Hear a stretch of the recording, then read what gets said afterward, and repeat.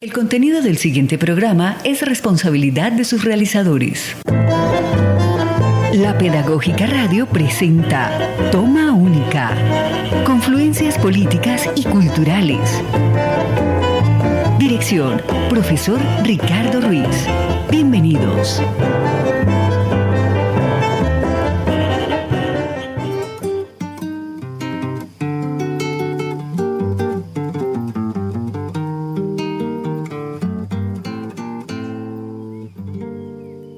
¿Qué tal su café? ¿Cómo estuvo su agua? Síguenos en Facebook e Instagram como @TomaUnicaUPN.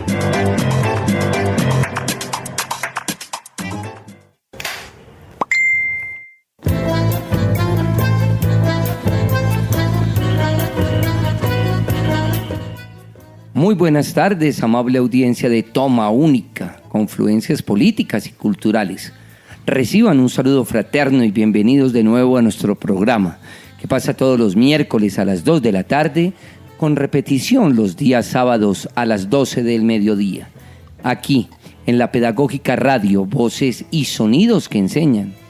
Iniciábamos nuestro programa con el bambuco denominado Toitico Bien Empacao, interpretado por Katy James, una europea con gran arraigo a nuestro país, ya que desde muy niña, a los 2 años, ya vivía en Colombia. En la web encontramos una interesante reseña biográfica que me voy a permitir leer algunos apartes. De madre inglesa y padre irlandés, Katy James nació en una pequeña isla de Irlanda llamada Innisfree. Llegó a Colombia a la edad de 2 años junto con su familia. Creció dentro de una comunidad hippie anglo-irlandesa fundada por su madre, llamada Atlantis, ubicada en las montañas del Tolima.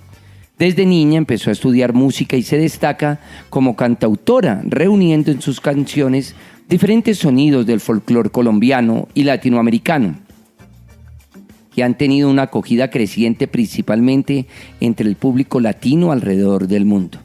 En su carrera artística, con más de 15 años, ya cuenta con 5 álbumes y ha recorrido escenarios de diferentes países del mundo.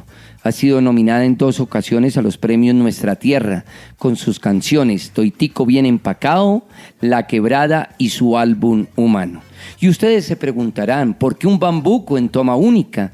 Porque bien, hoy nuestra emisión 177 se denomina El bambuco y los saberes mestizos, academia y colonialidad del poder. Nos basamos en un interesante ensayo de la maestra Carolina Santamaría Delgado, que hemos venido trabajando en nuestro seminario de estudios culturales y que creí muy pertinente traerlo a Toma Única. Esta emisión ofrecerá a los oyentes una alternativa social, artística, musical, antropológica de asumir una clase de ciencias sociales con la temática del bambuco. Qué importante reflexionar en nuestras aulas de clase todo lo que significa este género musical y por supuesto esta relación bambuco-saberes mestizos, porque tristemente es una de nuestras músicas que menos se valora y se visibiliza. Algunos la consideran anacrónica, fuera del tiempo, y en realidad es todo lo contrario. Por eso nos enorgullece decir que existen agrupaciones en nuestro país que siguen cultivando este género musical y lo más importante, se sigue enseñando en muchas escuelas de música. Para la emisión de hoy hemos invitado de nuevo a Francisco Javier. Gracias por atender de nuevo este llamado de Toma Única y gracias por compartir de nuevo esta temática musical que sé es una de tus grandes pasiones. La música y la relación con los estudios culturales. Amable audiencia de Toma Única, Francisco Javier Álvarez Martínez con nosotros. Pacho, bienvenido. Buenas tardes, profe, y buenas tardes para todos quienes nos escuchan. Agradecido por esta invitación en el día de hoy a conversar de este tema que hemos venido desarrollando en el marco de nuestro seminario de estudios culturales. Me parece un tema pertinente, válido, muy valioso, sobre todo para transformar esa escuela que tanto a nosotros nos convoca todo el tiempo desde el diálogo, pero también desde nuestro quehacer docente. Entonces, muy agradecido de estar esta tarde con usted acá. Así es. Ayer bullerengue, hoy bambuco y mañana todos los géneros musicales que nos puedan ayudar a trabajar mejor en un aula de clase. Amable audiencia de Toma Única, también le quiero dar un saludo fraterno a Mario Enríquez, nuestro hombre del Control Master, y a quien voy a invitar a que me ayude a presentar la cortinilla inicial de nuestro programa, En Tertulia, donde ponemos en contexto a nuestra audiencia del tema central de la emisión de hoy.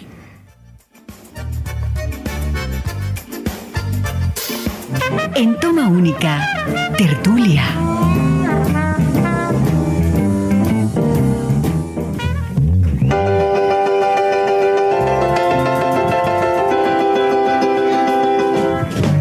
Going to Kansas City, I come.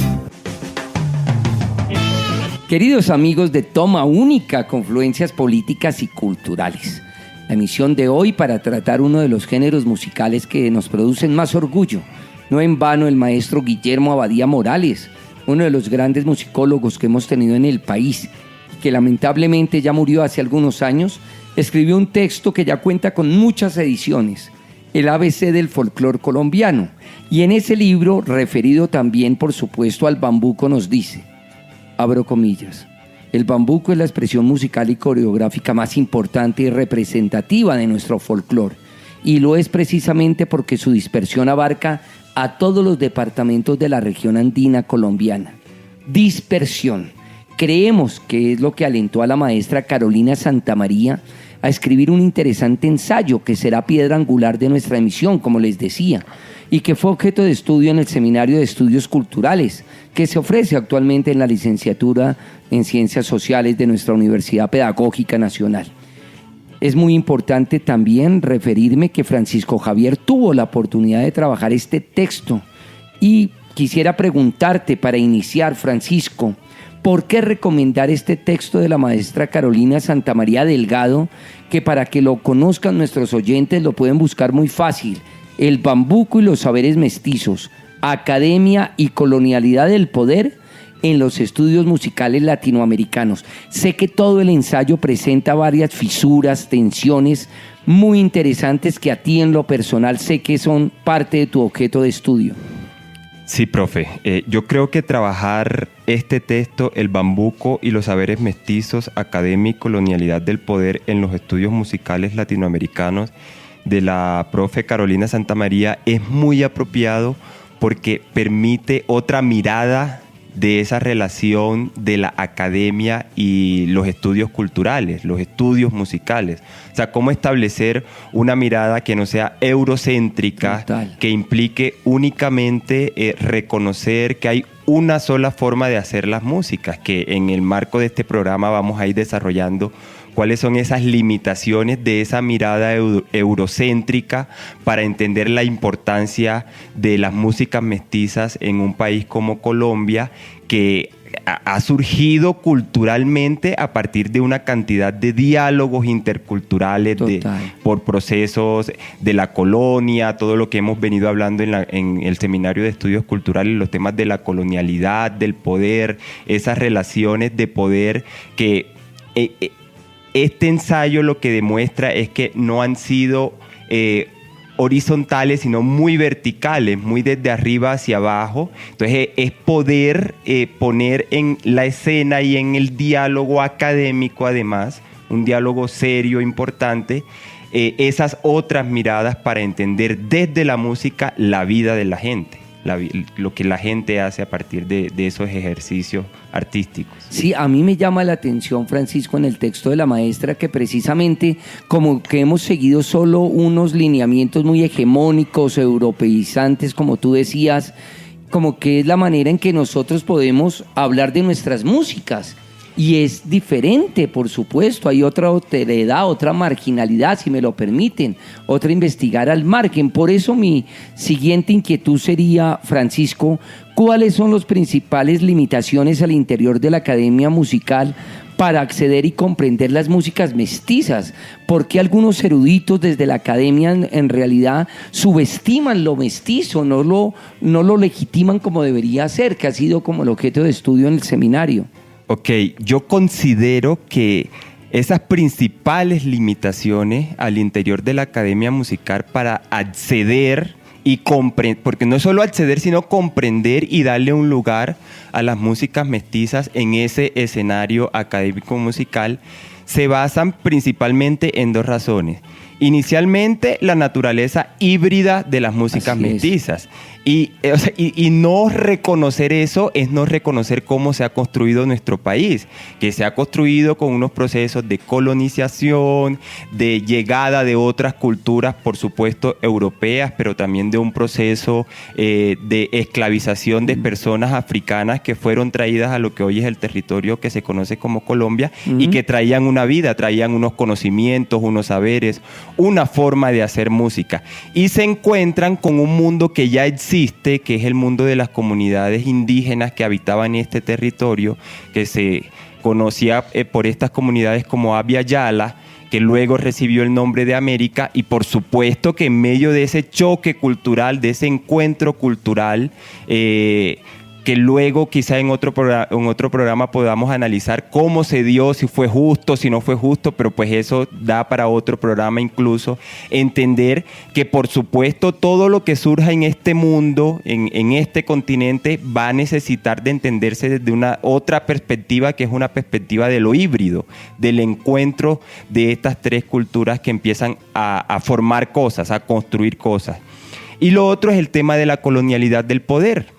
La colonialidad del poder, que es un concepto desarrollado por los estudios postcoloniales, por supuesto, para explicar cómo la dominación colonial, es decir, los que dominan el conocimiento, los que dominan la academia, los que tienen la posibilidad de expresar qué está bien y qué está mal, continúan manifestándose en la actualidad.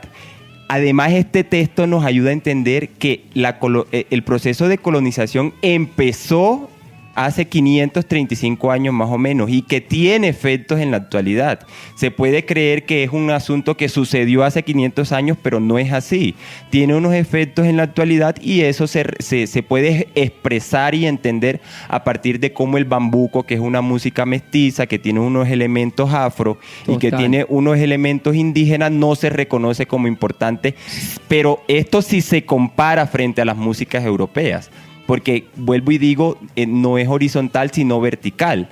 La música europea está por encima de todas estas músicas que tienen estos elementos africanos e indígenas. Yo te escucho hablar, Francisco, y evoco directamente en memoria de Teto Campo, el gran músico de la provincia, de estos clásicos de Carlos Vives, al que Carlos Vives consideraba su padre musical.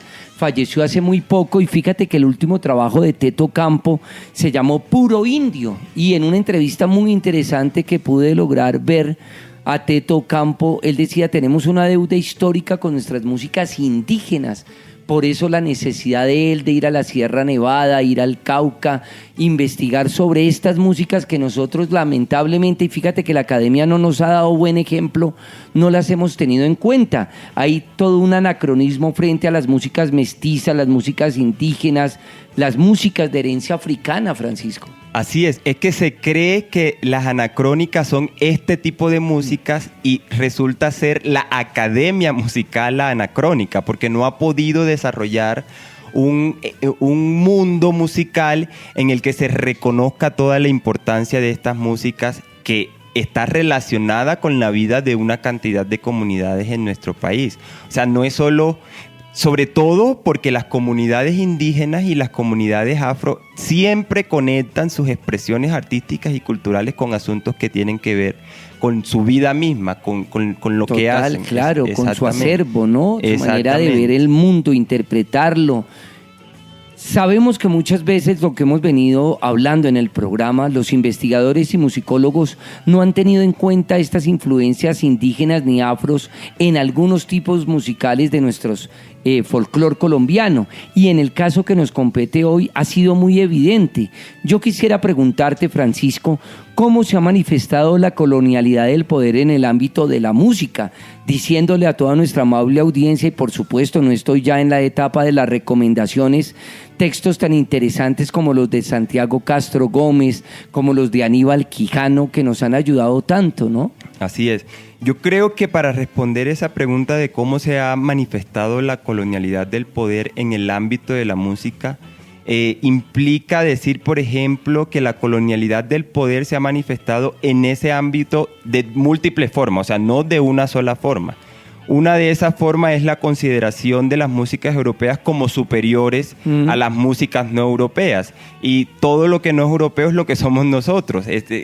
Somos el producto de un encuentro de mundos, de culturas en las que está la cultura europea, pero no somos europeos.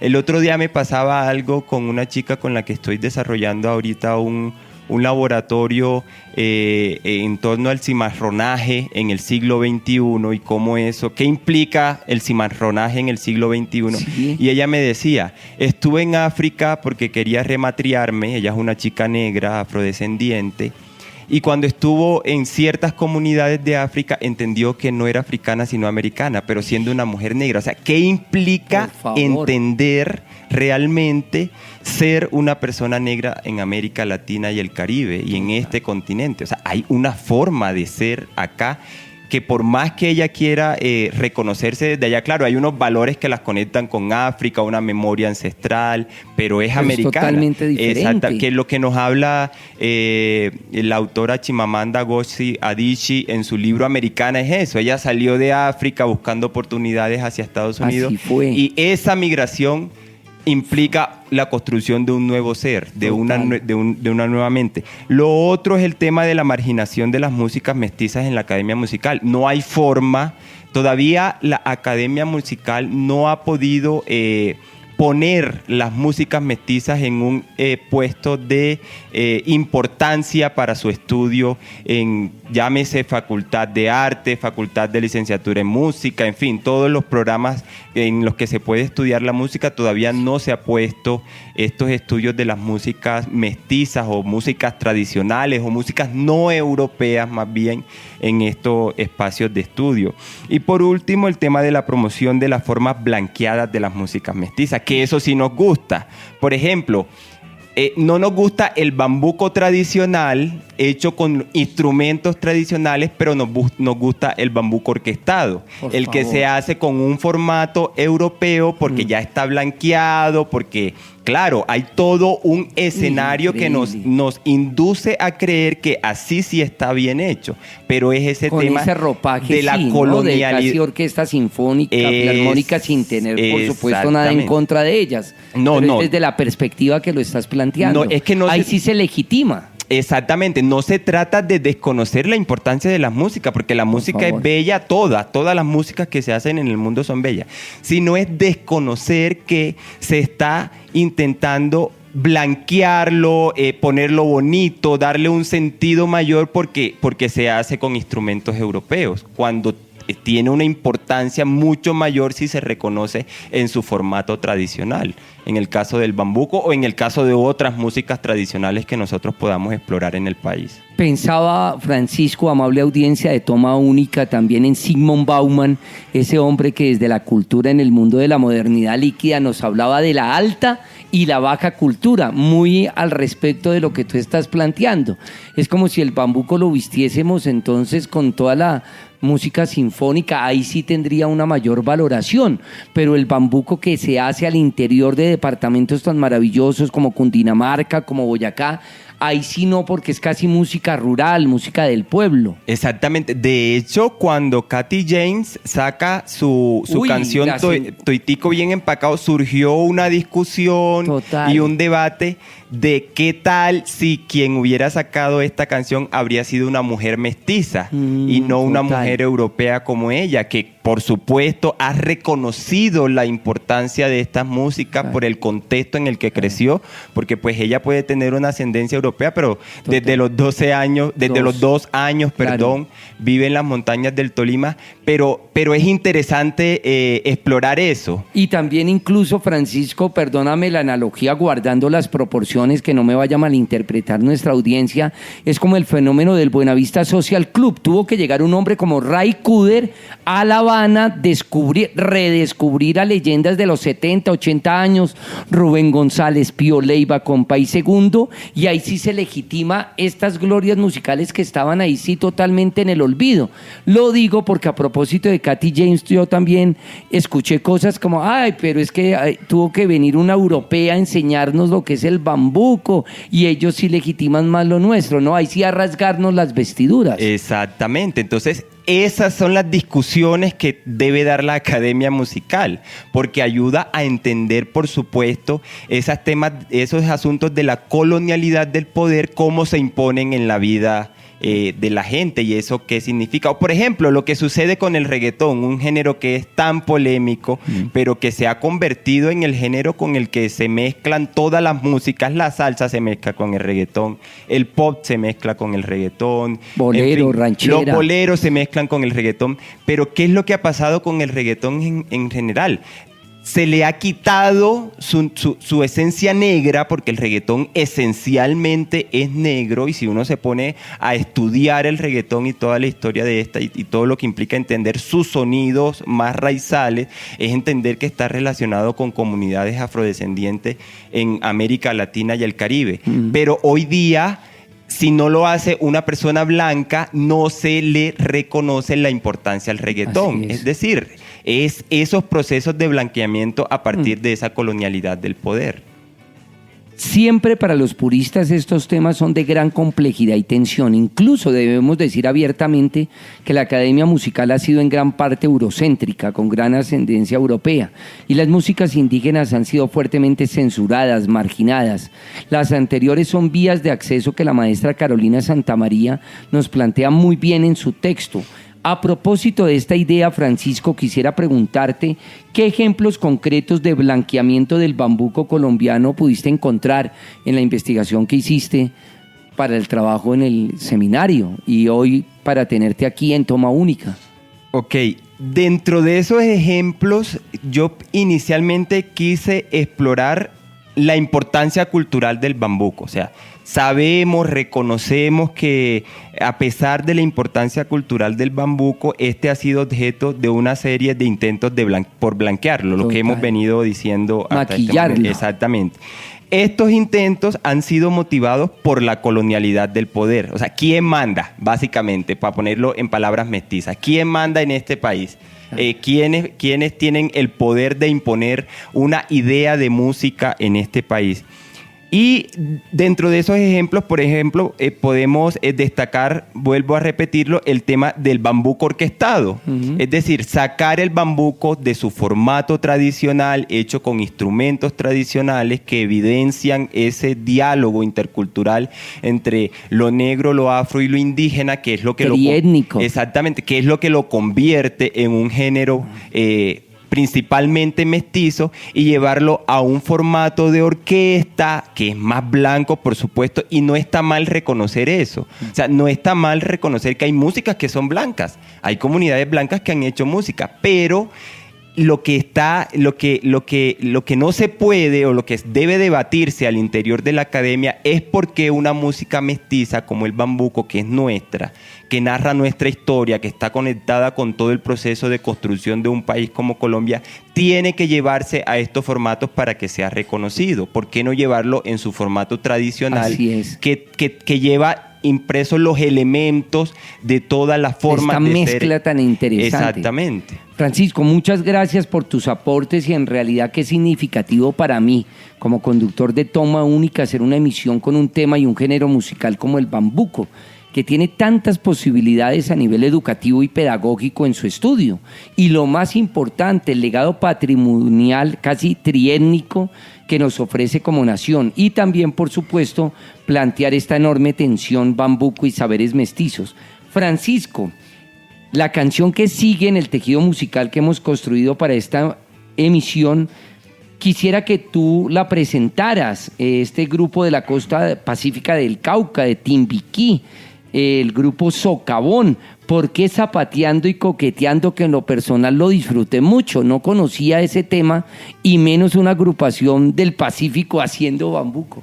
Bueno, le cuento que el tema Zapateando y Coqueteando del grupo Socavón de Timbiquí es considerado el himno del Festival de Músicas del Pacífico Petronio Álvarez. Es decir, esta es la canción que representa ese encuentro musical que celebra las músicas tradicionales del Pacífico colombiano. Y usted me pregunta que cómo así que en el Pacífico colombiano hacen bambuco. Es que de hecho la maestra Santa María, en su exploración documental para poder abordar este tema, encontró que, por supuesto, en las músicas del Pacífico existe un aire, una variante de los aires de tambora, de las músicas de marimba, de las músicas de marimba que se conoce como bambuco viejo. Entonces, allí es donde uno empieza a entender dónde están los elementos afros del bambuco andino, y si quisiéramos adentrarnos en dónde están los elementos indígenas del bambuco andino, también, por supuesto, los vamos a encontrar. Pues, amable audiencia de Toma Única, ya Francisco presentaba el piano de la selva, esa marimba de chonta tan característica del grupo Socavón, y qué bello escuchar hoy en esta emisión Zapateando y Coqueteando.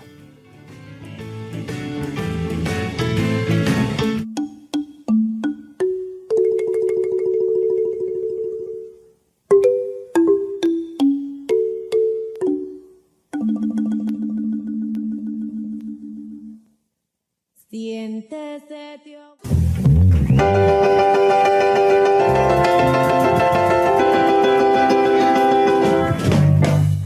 Pues qué maravilloso tema, Francisco. Gracias por darnos esa presentación, nada menos himno de uno de los festivales folclóricos más importantes de nuestro país, el Petronio Álvarez. Qué alegría escuchar a este grupo Socavón, zapateando y coqueteando. Amable audiencia de Toma Única, no me deja siempre el espíritu decirles y mencionarles, recomendarles que puedan consultar el texto que nos convoca el día de hoy, de la maestra Carolina Santamaría Delgado, El bambuco y los saberes mestizos, Academia y colonialidad del poder. Yo los voy a invitar ahora a que escuchemos unos mensajes institucionales y ya regresamos aquí a la Pedagógica Radio, voces y sonidos que enseñan.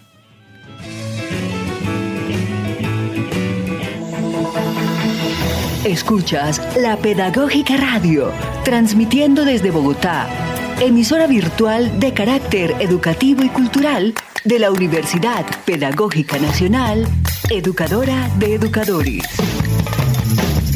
Pedagógica Radio, voces y sonidos que enseñan.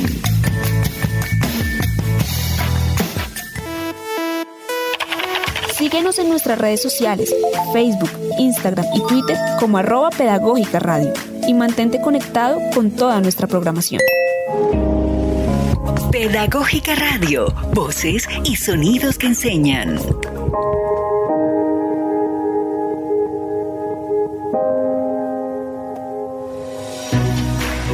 La Secretaría General de la Universidad Pedagógica Nacional te invita a participar en la Asamblea Nacional de Egresados UPN 2023, que se llevará a cabo el 25 de noviembre de 2023 entre las 8:30 de la mañana y 5:30 de la tarde, en la cual se elegirá a los representantes de egresados ante el Consejo Superior, los consejos de las Facultades de Humanidades, Educación, Bellas Artes y Educación Física, y de los departamentos para el periodo 2023-2025. Lugar: Biblioteca Central de la UPN, ubicada en la calle 72, número 1186, Bogotá, y será transmitida vía streaming. Los egresados podrán participar como candidatos y o electores únicamente si han actualizado sus datos y cuentan con dirección de correo electrónico institucional, conforme lo establece la Circular Rectoral 002 de 2021. La inscripción de fórmulas de aspirantes para ser candidatos se realizará enviando un mensaje desde la dirección de correo electrónico institucional UPN a la cuenta de correo gobierno-universitario@pedagogica.edu.co desde las 8 a.m. del 26 de septiembre hasta las 4 p.m. del 25 de octubre de 2023. Los requisitos y el procedimiento de inscripción pueden consultarse en los artículos 5 y 6 de la Resolución Rectoral 0870 de 2023. Para mayor información, ingrese al portal web institucional www.upn.edu.co. Universidad Pedagógica Nacional, educadora de educadores.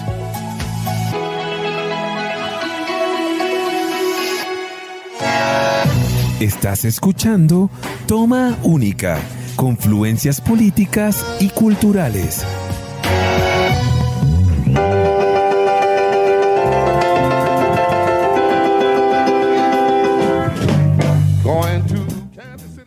Muchas gracias, Mario Enríquez, nuestro hombre del Control Master aquí en la Pedagógica Radio, voces y sonidos que enseñan. Amable audiencia de Toma Única, estamos en nuestra emisión 177, hablando del bambuco y los saberes mestizos. Muchas gracias a la maestra Carolina Santamaría por este interesante texto que ha sido objeto de estudio hoy en nuestra emisión.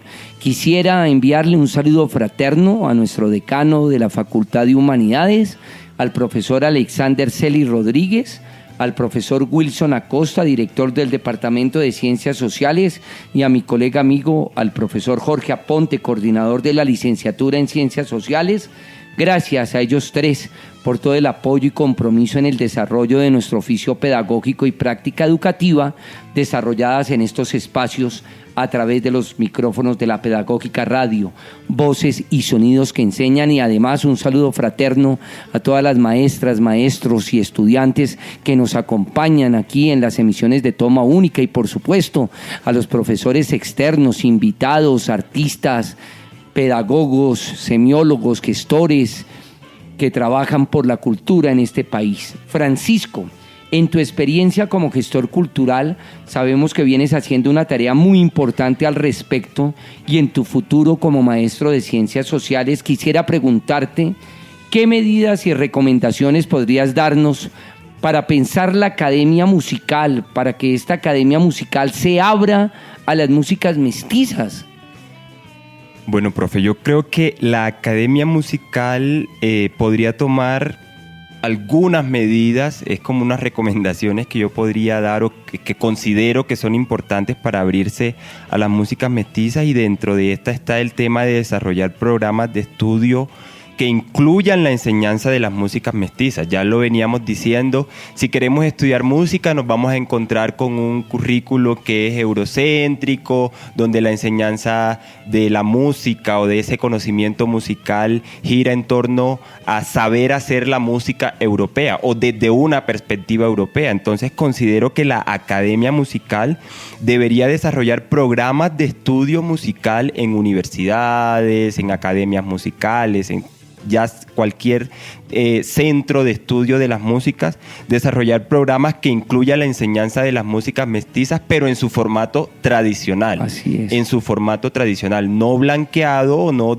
porque se sigue replicando esa perspectiva de que si no se hace en un formato que responda a las dinámicas de Europa, ahí sí no sirve. Exactamente, ahí sí no sirve. El otro sería el tema de promover la investigación sobre las músicas mestizas, y cuando hablo de promover la investigación de las músicas mestizas es conversar con los músicos mestizos, con los músicos afrodescendientes, con los músicos indígenas, sobre qué están haciendo, cómo lo hacen y por qué eso es importante. Total. Y esos conocimientos llevarlos a la academia musical. Casi ayudarles a que sistematicen toda su experiencia. Exactamente, permitir abrir un espacio en el que, con el acompañamiento de toda la experiencia de la academia para el tema de la sistematización, de la escritura, total, de la producción bibliográfica, eso, de textos, pueda hacer este acompañamiento y empezar la investigación a partir de allí. El tema de la construcción de un conocimiento musical que sea más plural, eso, es decir, que reconozca toda la diversidad cultural y étnica de nuestro país,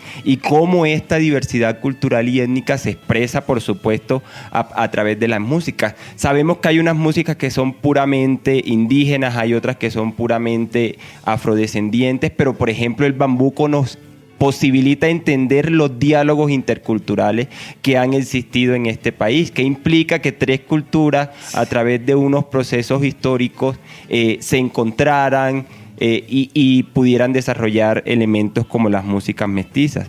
Y el otro tema es el de apoyar la creación de espacios para la presentación y el debate de las músicas mestizas, es decir, que los teatros de las ciudades del país se pudiera presentar muchísimos más grupos de músicas de bambuco, de músicas del Pacífico Sur colombiano, de músicas de la chirimía chocuana, de las músicas del Caribe músicas colombiano, que tienen una riqueza musical tan interesante. Exactamente, abrir ese espacio de escenarios para estas músicas que son supremamente importantes y significativas.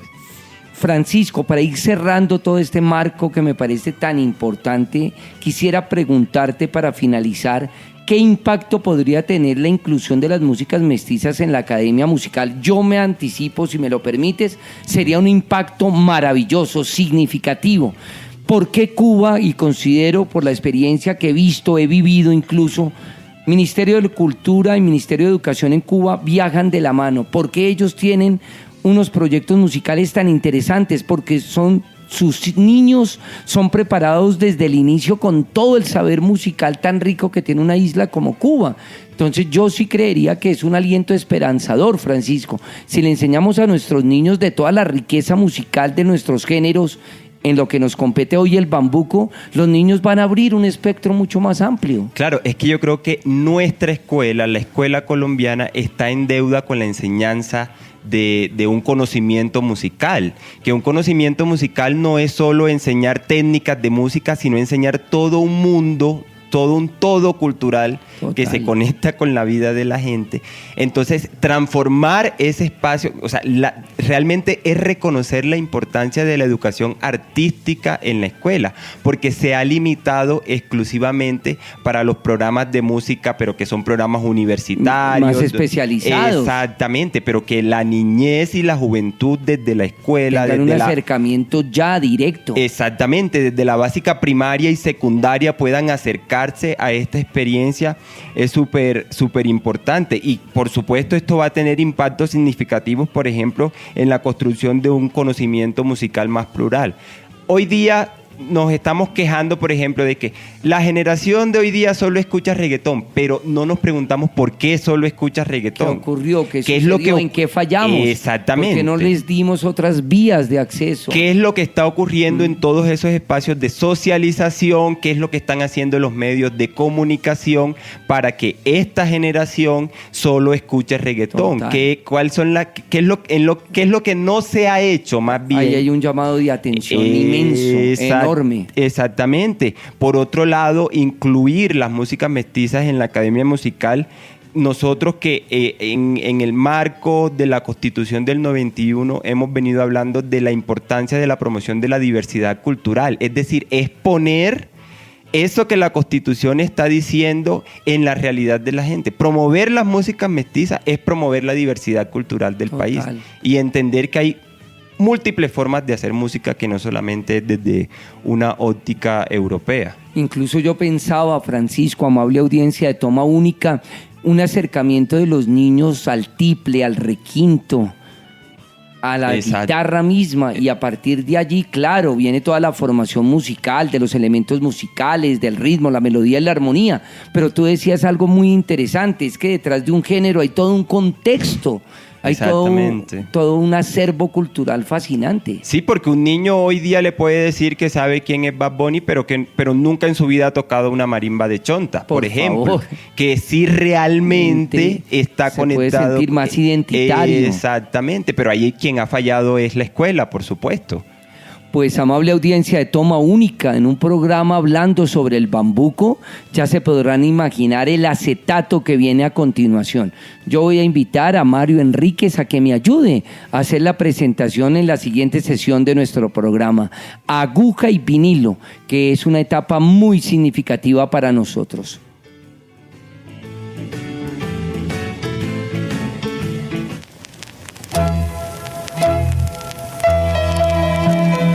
En Toma Única, Aguja y Vinilo. Este ritmo que tú oyes es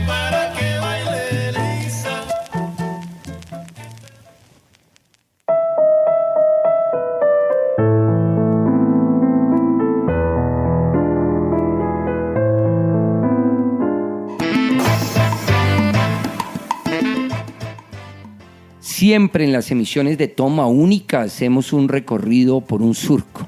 Dejamos que la aguja viaje por el vinilo, una vocación de los acetatos, de ese maravilloso sistema sonoro que según los expertos y profesionales del sonido nos dicen que tiene la sonoridad perfecta. Para hoy he seleccionado un LP que se llama 15º Festival Nacional del Mono Núñez de Ginebra, Valle, 1989.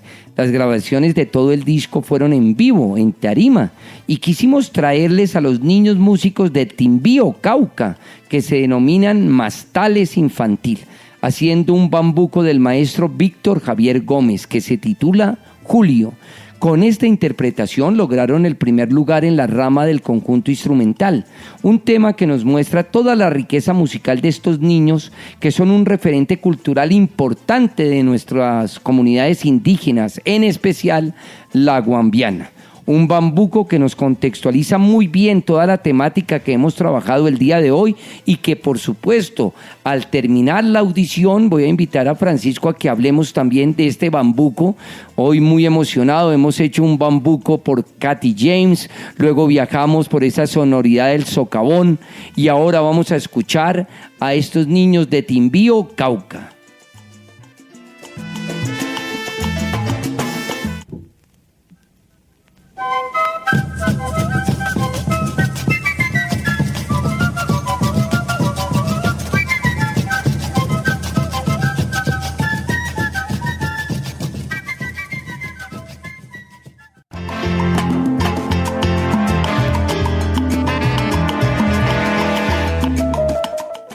Bueno, cómo no mencionar para Elisa de Beethoven y pues la versión de nuestra cortinilla del maestro Guillermo González Rubalcaba.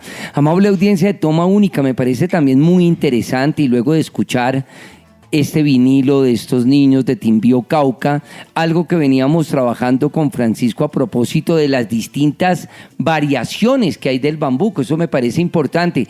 Parece ser que entonces esta colonialidad del poder que hemos venido hablando solo nos ha dicho de manera unívoca que hay un solo bambuco, blanco, europeo, sí, señor, hegemónico. ¿Cómo sería entonces la mirada, Francisco? Sí, yo creo que para entender esto es clave abordar un texto del maestro Manuel Bernal Martínez que se llama Del bambuco a los bambucos. Es decir, convierte algo en plural para entender qué implica hacer bambuco en Colombia. Y hacer bambuco en Colombia implica entender unas particularidades propias de cada región que la hace. En el Pacífico Sur, el bambuco viejo tiene unas características propias de esa región. En la región andina del país, el bambuco, por supuesto, va a tener otras características que responde a las necesidades y a las realidades de esta región. Pero, por ejemplo, si nos vamos al Cauca, en el ejemplo de este formato que acabamos de escuchar con los niños que hacen bambuco, parece que estuviéramos escuchando otra cosa que no es bambuco. ¿Pero por qué sucede eso? Porque la misma academia musical y esa colonialidad del poder nos ha hecho creer que hay una sola forma de hacer el bambuco. Entonces, reconocer que la academia musical no ha podido permitir que se centre una discusión real sobre este asunto es desmitificar ese tema allí en la academia. Claro que sí, y yo creo que el documento de la maestra Carolina Santamaría nos da bastantes luces al respecto, ¿verdad? Claro que sí, ella hace unas críticas, por ejemplo, a ese tema. Sobre todo el tema central que ella critica es que blanquearon el bambuco. Entonces, como blanquearon el bambuco, la academia musical no ha podido encontrar la forma de reconocer ese elemento híbrido, esa característica híbrida del bambuco, que en este otro texto que acabo de recomendar, Del bambuco a los bambucos, de Manuel Bernal Martínez, nos vamos a encontrar de que no hay una sola forma de hacer bambuco, de que cada región le imprime unas particularidades a esta música.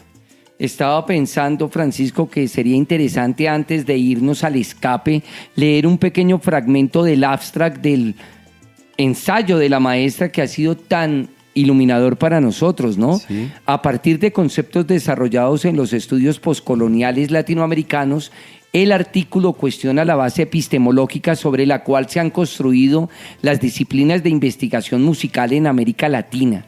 La discusión gira alrededor de la hipótesis de que, más allá de las cuestiones políticas y sociales que marcaron las fronteras entre músicas académicas, folclóricas y populares, la academia se encontraba ante obstáculos de tipo epistemológico que le impedían acceder a saberes musicales de raíces no europeas.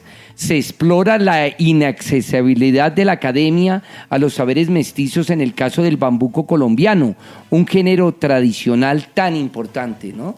Claro, es que la academia musical se limitó a sí misma, porque si uno quiere hacer un análisis más profundo, es que ella misma encontró una limitación para entender estas músicas, porque no las aceptó. Y si desde un principio no se acepta, claro, va a encontrar obstáculos, pero que yo nombro limitaciones porque es la imposibilidad de reconocer que estas músicas necesitan otra perspectiva, otra visión, otra que no mirada, sea europea para poder entenderlas. Así es. Y si este podcast, este programa ha ayudado en eso, creo que nos damos por muy bien servidos.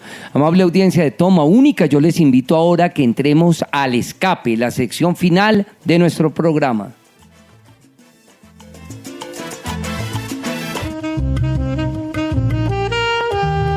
En Toma Única, el escape.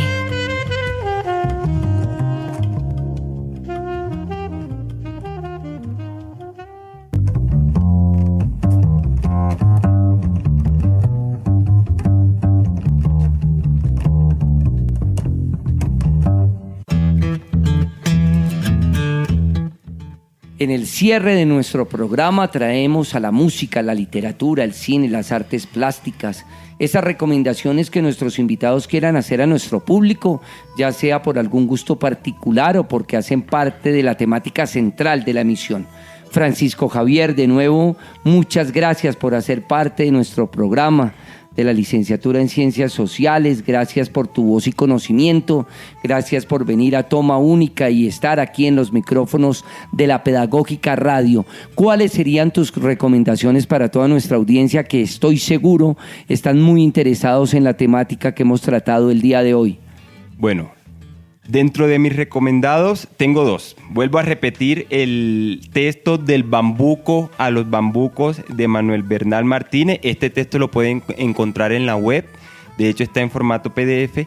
Y hay otro que se llama Cocorobé, Cantos y Arrullos del Pacífico Colombiano, de Ana María Arango Melo. Este es un texto para niños y niñas, jóvenes también si se quiere. Nosotros que estamos formándonos como licenciados, es un texto que lleva los arrullos del Pacífico colombiano a un contexto infantil para que, sobre todo eso que hemos venido dialogando, cómo llevar a los niños en el espacio escolar a estos conocimientos musicales. Así es, muchas gracias Francisco por tus recomendaciones y hombre, muchas gracias por estar de nuevo aquí conmigo. No, profe, gracias a usted por la invitación y a todos los que hacen posible este programa. Yo quisiera recomendarles en esta emisión tan especial para nosotros, la 177, un trabajo musical muy interesante del maestro Teto Campo, que en paz descanse. Se nos fue muy pronto, pero estoy seguro que su legado, su trabajo musical quedará en la memoria de muchos melómanos, musicólogos y por supuesto en la memoria de todo el espectro colombiano. Puro Indio es un trabajo musical que ustedes pueden conseguir en las plataformas musicales y considero yo que viene a ser un testamento bien interesante de Teto y del maestro Guillermo Abadía Morales, algunos de sus trabajos que nos han ayudado tanto para entender mejor el bambuco, y no solamente el bambuco, sino la preocupación general del maestro por todos los géneros musicales colombianos.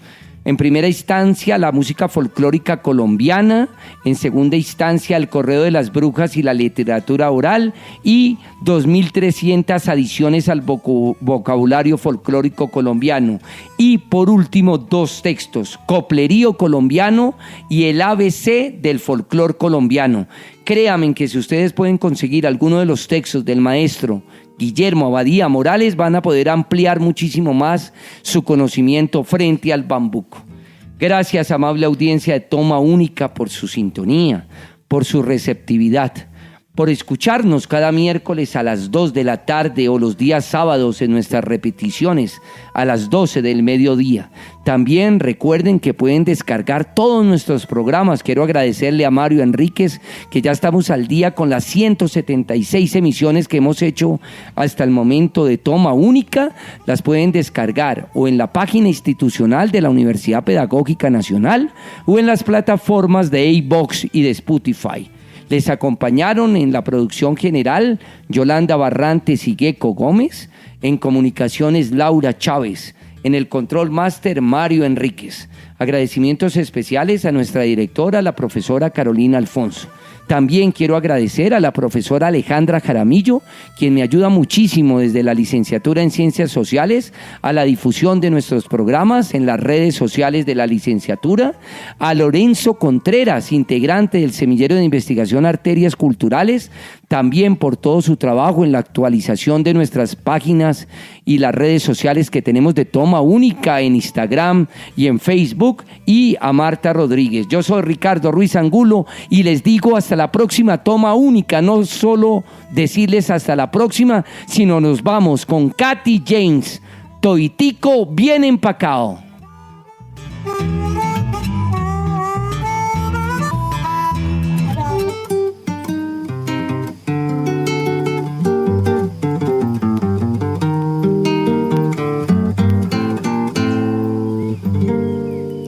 ¿Qué tal su café?